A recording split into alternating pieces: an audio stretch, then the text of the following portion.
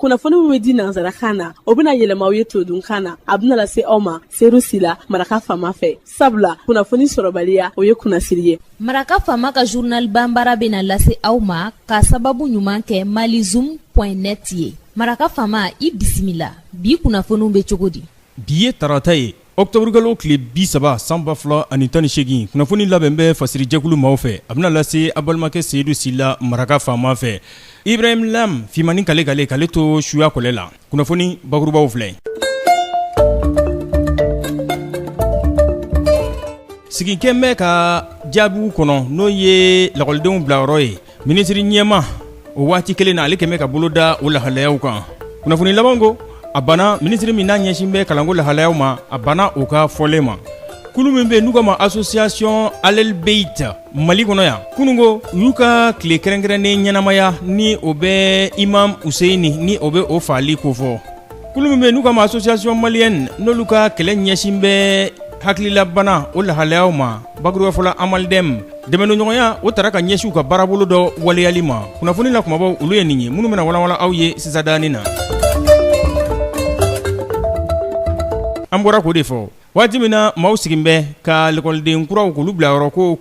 o kɔnɔ ni o bɛ minnu ye dɛfu sɔrɔ o bɛ o kofɔ o waati kelen na kunnafoni laban ko Sumaworo Bube Mayiga ale tun kɛn bɛ ka bolo da o lahalayaw kan ka ban minisiri ka fɔlen ma n'o ye minisiri min ɲɛsin bɛ kalanko ma an ka jamana kɔnɔna na k'a fɔ wari min bɛ don ekɔliden kelen kelen na ka taa kɛnyɛrɛye kalansow kɔnɔna na jamana fɛ ko o dabusi ka bon kosɛbɛ kosɛbɛ a ɲɔgɔn sama a fanga bonyana kosɛbɛ kosɛbɛ nka wuladani na kunnafoni labanw y'a jira k'a fɔ ko lakɔlidenw ka bilayɔrɔ k'a jaabiw k'olu bɔra ni o ye orientation ye bɛɛ lajɛlen bilara ka taa i bilayɔrɔ la.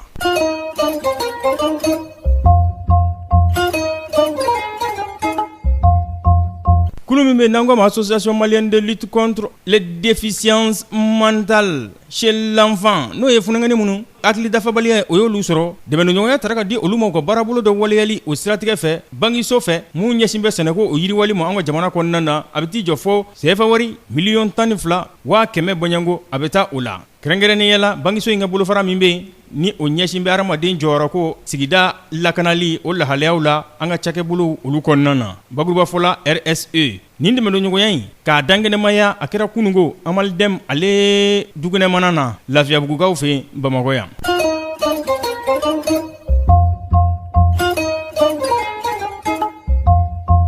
Tɔn min bɛ n'an ko ma association Al Beit Mali kɔnɔ yan u ye don ɲɛnamaya bidonya in na a bɛ tako 40 a bɛ o kofɔ mun bɛ Imam Useyini ale faali mun bɛ o kofɔ. Université Al Mustafa International n'a filɛ ACI 2000 la olu de ye sigi ka kuma kɛ dɔnnibaw ɲininaw fɛ nin lahalayaw kan ni Sheikh Abu Jafar Jabate n'ale ye o laseliw kɛ communauté chiite Mali kɔnɔ o tɔgɔ la ani Sheikh Adam Sangare n'ale ye association Al Beit Mali kɔnɔ ya o ɲɛmaa ye olu de ye nin ko in ɲɛnamaya a ko labana ni jolidi ye.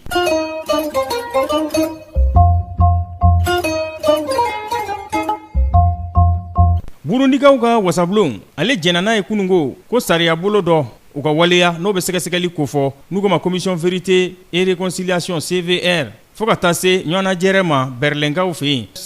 1885 lahalayaw kana bila an bɛ donni min na i ko bi yaasa fɛn min ka dɔn ka fɔ maracogo jugu min kɛra u kan jamana fila fɛ o ko olu bɛ se ka dangɛnɛmaya cogo min na bɛɛ jɔyɔrɔ ka dɔn. Kulu min bɛ n'a bɛ kalataw labɛn République démocratique du Congo o kɔnɔna na n'u ko ma commission électorale Kinshasa-kaw fɛ kunungo ale ye camion dɔw ani pankuru dɔw olu bisimila olumasiri taabaw olu tɔgɔ la minnu tun bɛ ka na ni kalata minɛnw ye yaasa a kalataw bɛ se ka waleya décembre kalo nata la cogo min na a tun bɛ avion 10 ani hélicoptère a tun bɛ olu kofɔ minnu taara k'a di seni ma aéroport international Njili la Kinshasa ale ka ɲagaɲan fan fɛ. Nin kɛwale in nin b'a to gouvernement ale ka se k'i tintin diɲɛma kan cogo min na yaasa waati kofɔlen o ka bonya. Nin bɛ dan sigi bi laseliw la min labɛnna fasiri jɛkulu maaw fɛ k'a lase a balimakɛ Seydou Sila maraka faama fɛ. Ibrahim Lam fimani kale misirakaw fɛ yen k'ale to suya kɔlɛ la ni Ala ma ka jɔnya jɔn na sini an na ɲɔgɔn sɔrɔ waati kelen arajo kelen ka kunnafoni kuraw k'olu lase aw ma n'a b'a fɛ ka segin ka maraka faama ka journal Bamara lamɛn a bɛ taa malizoom.net ale sanfɛ ale ye cakɛbara bɔlɔlɔ kunnafoni di sira ye n'a ka d'aw ye www.malizoom.net an na maraka faama ka journal Bamara